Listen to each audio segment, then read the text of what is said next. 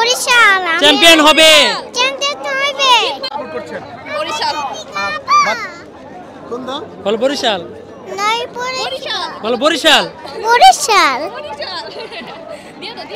কোন দল সাপোর্ট করছেন? বরিশাল জি। আর বরিশাল কি এবার সেকেন্ড শিরোপাটা কি নিতে পারবে নাকি দিতে পারবে? সেটা ইনশাআল্লাহ দেখি। আপনি কি বরিশালে? জি জি। না আমি এখানে নারায়ণগঞ্জে কিন্তু বরিশাল সাপোর্ট করছি।